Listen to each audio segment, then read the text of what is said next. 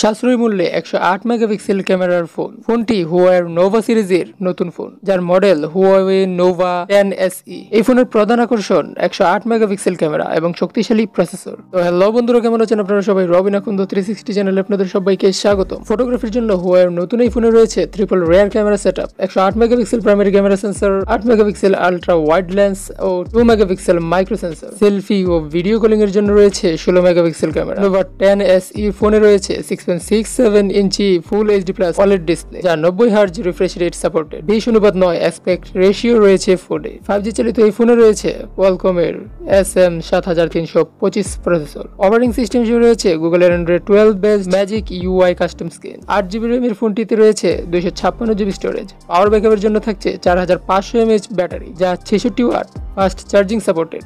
ফোনটির কানেক্টিভিটির মধ্যে রয়েছে dual SIM, Bluetooth, wifi, GPS এবং USB Type-C পোর্ট। ফোনটির বাজার মূল্য নির্ধারণ করা হয়েছে $330, বাংলাদেশ মুদ্রায় প্রায় 34,000 টাকা। তো হুয়াওয়ে নতুন এই ফোনটি আপনার কাছে কেমন লেগেছে তা কমেন্ট করে জানাতে পারেন। ভিডিওটি ভালো লাগলে একটি লাইক দেবেন, শেয়ার করবেন আপনার বন্ধুদের মাঝে। কোনো প্রকার প্রশ্ন থাকলে তাও কমেন্ট করে জানাতে পারেন। দেখা হবে পরবর্তী ভিডিওতে। ধন্যবাদ।